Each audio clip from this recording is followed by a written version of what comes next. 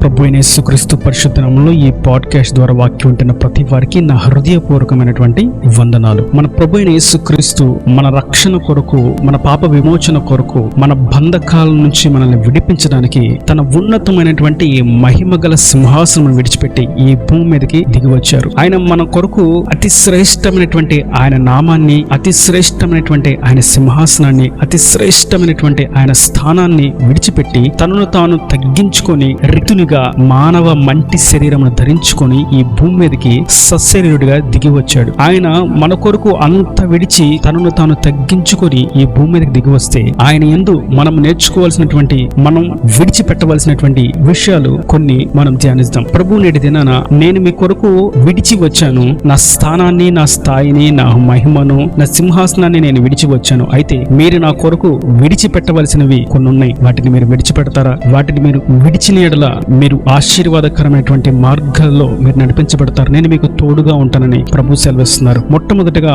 మనం ఈ భూమి మీద బ్రతికినంత కాలం మన ఈ ఆత్మీయ పరుగు ప్రారంభించి ఉండగా, ఈ ప్రారంభంలో, ఈ పరుగులో, ఈ ఆత్మీయ యాత్రలో మనం విడిచి ముందుకు సాగవలసినటువంటి విషయాలు కీర్తనల గ్రంథం 37వ కీర్తన 8వ చరణం. కోపము మానము, ఆగ్రహము విడిచిపెట్టుము, వ్యసన పడకము, అది కీడుకే కారణము. ఇక్కడ మనం చూస్తున్నాం, కోపము, ఆగ్రహము, వ్యసనము మనం విడిచిపెట్టాలి. ఈ కోపము, వ్యసనము, ఆగ్రహము అనేది సులువుగా చిక్కులు పెట్టు పాపం. ఇది ఎంత ఘోర పాపము చేయకపోయినప్పటికీ ఈ చిన్న పాపం మనిషిని నరకానికి తీసుకుపోతుంది. మత్తయి సువార్తలో మనం చూస్తాం, ప్రభు చెప్తున్నారు, మీ సహోదరుణ్ణి, సహోదరిని ఎవరినైనా సరే దోషి అని గాని, వ్యర్థుడు అని గాని, మాటి మాటికి సంబంధం లేకుండా ఊరుకునే కోప్పడుతూ, వ్యసన పడుతూ, ఆగ్రహం చూపిస్తూ ఉంటే మీరు మహాసభకు, తీర్పుకు, నరకాగ్నికి లోనవుతారని సాక్షాత్తు ప్రభువే సెలవిస్తున్నారు. కనుక ఈ కోపము, ఆగ్రహము, వ్యసనం అనేది ప్రతి మనిషిలో సులువుగా వచ్చేస్తాయి. దానికోసం ఏమీ ఖర్చు పెట్టాల్సిన అక్కర్లేదు. సులువుగా వచ్చి మనిషిని పట్టి నరకానికి ఈడ్చుకు వెళ్ళడానికి సాతానుగాడి యొక్క బలమైనటువంటి బంధకం కోపం. కనుక ఈ బంధకాల నుంచి మనం విడుదల పొందాలంటే మొట్టమొదటిగా మన ప్రయత్నంగా కోపాన్ని, ఆగ్రహాన్ని, వ్యసనాన్ని మనం విడిచిపెట్టాలి. అవి ఎంత మాత్రం మేలు కాదు, అది కీడుకే కారణం. కీడుకి సాతానుగాడు జనకుడు. వాడి ద్వారానే కీడు ఈ భూమి మీదకి వచ్చింది. వాడి ద్వారానే మనిషికి మరణం సంభవించింది. వాడి వలనే నరకం అనేది ప్రారంభించబడింది. కనుక ఈ కోపము, ఆగ్రహం, వ్యసనం అనేది విడిచిపెట్టిన ఎడల అది మనకు ఆశీర్వాదకరమైనటువంటి మార్గంలో చెప్పకనే చెప్తూ నడిపించకనే నడిపిస్తుంది దేవుని వాక్యం. మరియు మనం విడిచిపెట్టవలసినటువంటి మరొక అంశం సామెతల గ్రంథం 23వ అధ్యాయము 4వ వచనం. ఐశ్వర్యము పొంద ప్రయాసపడకము, నీకు అట్టి అభిప్రాయము కలిగినను దాన్ని విడిచిపెట్టుము. ధనాన్ని సంపాదించడానికి, ఐశ్వర్యాన్ని సంపాదించడానికి ప్రయాసపడద్దు. ఒకవేళ ప్రయాస పడదామనేటువంటి తలంపు వస్తేనే ఆ తలంపునే విడిచిపెట్టు అంటున్నాడు ప్రభు. ధనాన్ని విడిచిపెట్టు అని చెప్పట్లా ప్రభు. ఇక్కడ మనం స్పష్టంగా గమనిస్తే ధనాన్ని సంపాదిద్దాం, ఐశ్వర్యాన్ని పొందుకుందాం అనేటువంటి తలంపు మన మదిలో మెదిలితేనే ఆ అభిప్రాయాన్ని విడిచిపెట్టమంటున్నాడు ప్రభు. ధనాన్ని సంపాదించాలనేటువంటి కోరిక ఎప్పుడైతే నీ హృదయంలోకి వస్తుందో వెంటనే దాన్ని విడిచిపెట్టు. ఎందుకంటే ఆ ధనం సమస్త కీడుకు మూలం. కీడునే తీసుకొస్తుంది తప్ప అది మేలును తీసుకురాదు. సాతాను సంబంధమైనటువంటి బలమైనటువంటి బంధకాల్లో ధనం అనేది, ఐశ్వర్యం అనేది ఓ ప్రత్యేకమైనటువంటి స్థానాన్ని కలిగి ఉంది. అందుకే ప్రభు స్పష్టంగా సెలవిస్తున్నారు, ఐశ్వర్యాన్ని పొందుదాము, ధనాన్ని పొందుదాం అనేటువంటి తలంపు వస్తే నా తలంపునే విడిచిపెట్టాలి అని. మరియు మనం విడిచిపెట్టవలసినటువంటి మరొక విషయం సామెతల గ్రంథంలోనే మనం చూస్తాం. 17వ అధ్యాయం 14వ వచనంలో, కలహారంభము నీటి గట్టున పుట్టు ఊట, వివాదము అధికము కాకమునిపే దాన్ని విడిచిపెట్టుము. కలహాన్ని, వివాదాన్ని మనం విడిచిపెట్టాలి. మాటి మాటికి గొడవలకు రంకెలు వేస్తూ, కయ్యానికి కాలు దువ్వుతూ, చిన్న విషయాన్ని భూతత్వంలో పెట్టి దాన్ని గొప్పదిగా ఎంచి పెద్ద కలహానికి తావు తీసే విధంగా, కుటుంబాలు విచ్ఛిన్నమైపోయే విధంగా, జీవితాలు పతనానికి గురైపోయే విధంగా, చల్లా చెదురైపోయే విధంగా అవకాశం ఇవ్వక మీరు కలహం ఆరంభమవుతుంది, వివాదం ఇక్కడ ఏర్పడుతుంది అన్న తలంపు, అన్న ఆలోచన, అన్న వివేచన, జ్ఞానం ఎప్పుడైతే మీ హృదయంలో కలుగుతుందో వెంటనే ఆ కలహమును, వివాదమును విడిచిపెట్టండి. వాక్యం సెలవిస్తుంది, కీర్తన గ్రంథంలో మనం చూస్తాం, సమాధానాన్ని వెతికి వెంటాడుము. మనం సమాధానాన్ని వెతకాలి, వెతికి దాన్ని వెంటాడాలి. కానీ కలహాన్ని, వివాదాన్ని మనం ఎదురుగా వస్తుంటే దాన్ని విడిచి మనమే పక్కకు తప్పుకొని వెళ్ళిపోవాలి. దాన్ని మనం స్వాగతించకూడదు, దాన్ని మనం ఆహ్వానించకూడదు. దాన్ని విడిచిపెట్టి దానికి బ్యారిగేడ్స్ పెట్టి, దానికి అడ్డుగోడ పెట్టి మనం ప్రక్కకు వెళ్ళిపోవాలి. ఎందుకంటే అది నీటి గొట్టున పుట్టు చిన్న ఊట వంటిది, చిన్న నీటి బిందువు వంటిది. అది ఒక్క అలాల లెగుస్తుంది అని అనుకోవచ్చు, కానీ అది తుఫాను వలె, వరద వలె, సునామీ వలె చిన్నగా మొదలైనటువంటి అల హోరెత్తి గొప్ప అలలుగా జీవితాలను నాశనం చేసే విధంగా, జీవితాలను విచ్ఛిన్నం చేసే విధంగా అది ఆరంభమయ్యి కీడు క్రియలు జరిగిస్తుంది. కనుక ఈ కలహమును, వివాదమును విడిచిపెట్టవలెను. మరియు మరొక విషయాన్ని మనం చూస్తాం. యెహెజ్కేలు ప్రవచన గ్రంథం 14వ అధ్యాయం 6వ వచనంలో, కాబట్టి ఇశ్రాయేలుకు నువ్వు ఈ మాట చెప్పుము, ప్రభువు యెహోవా సెలవిచ్చినదేమనగా, మీ విగ్రహములను విడిచిపెట్టి మీరు చేయు హేయ కృత్యములన్నిటిని మాని మనస్సు తిప్పుకునుడి. ఇక్కడ మనం చూస్తాం, మీ విగ్రహాలను విడిచిపెట్టండి, హేయ కృత్యములను విడిచిపెట్టండి.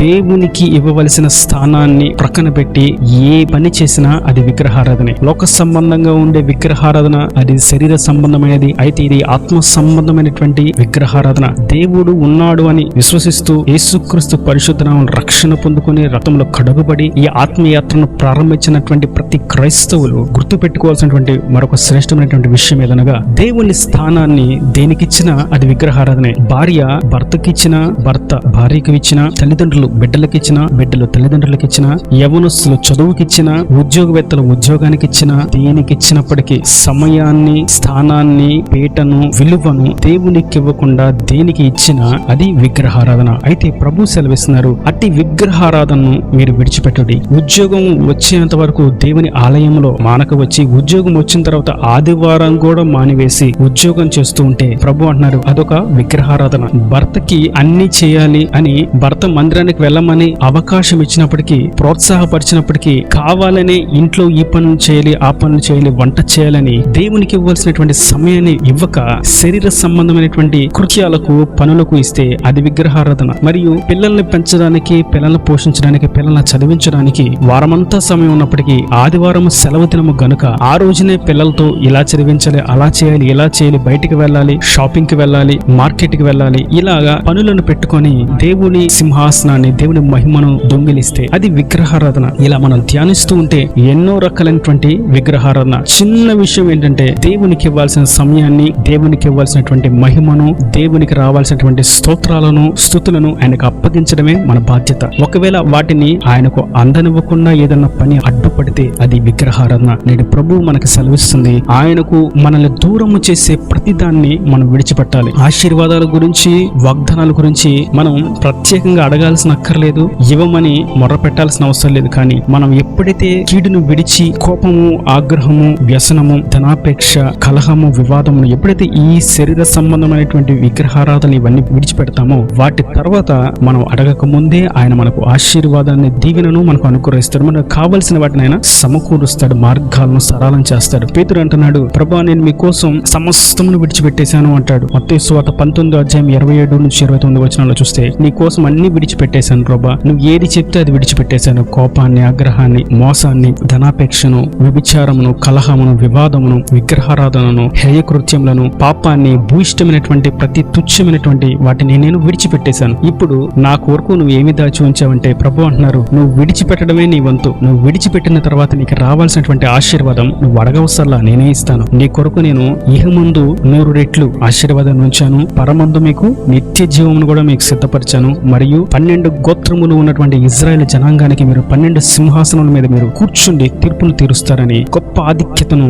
వారికి అనుగ్రహించారు. కారణం ఏంటంటే ఆయన కొరకు విడిచిపెట్టిన సంగతి ఆయన చూశాడు గనక అడగక ముందే వారి కొరకు సిద్ధపరిచినటువంటి మేళ్లను వారికి ఆయన బయలుపరిచాడు. కనుక నేటి దినాన మనం ఆయన కొరకు, ఆయనకు ఆయాసకరమైన వాటిని, ఆయనకు ఇష్టం లేని వాటిని, ఆయన నుండి ఆయన రాజ్యానికి దూరము చేసే ప్రతి విషయమును, ప్రతి అంశమును మనం విడిచిపెట్టి క్రీస్తుతో మనం ముందుకు సాగుదాం. మరియు మన హెబ్రీయులకు రాసిన పత్రికలో చూస్తాం, సులువుగా చిక్కులు పెట్టు ప్రతి పాపమును విడిచిపెట్టి, ఈ శరీర సంబంధమైనటువంటి ప్రతి సాతాను క్రియలను విడిచిపెట్టి మన ముందు ఆయన దాచి ఉంచినటువంటి గొప్ప బహుమానాన్ని పొందుకోవడానికి ముందుకే సాగిపోదాం. ఒకవేళ విడవవలసిన వాటిని మనం పట్టుకున్నట్లయితే, పట్టుకొని ముందుకు సాగుదామని ఆలోచించినట్లయితే ముందుకు సాగలేక ఆ సాతాను బంధకాలు పట్టి పీడించి జిగటగల దొంగ ఉబ్బిగా మార్చి ఎదగనివ్వకుండా, ఆత్మీయ వృద్ధి కలుగనివ్వకుండా, పరలోక రాజ్యానికి చేర్చనివ్వకుండా సాతానుగాడు నరకానికి తీసుకువెళ్తాడు. కనుక విడిచిపెట్టవలసినటువంటి అతి ప్రాముఖ్యమైనటువంటి విషయాలను మనం చూసి ఉండగా ఆయనకు ఆయాసకరమైనటువంటి వాటిని విడిచిపెడదాం, ఆయన రాజ్యానికి వారసులమవుదాం. ఈ నదిని మాటలు ప్రతి వాని హృదయంలో నీరు కట్టి ఫలింపు చేయగాక.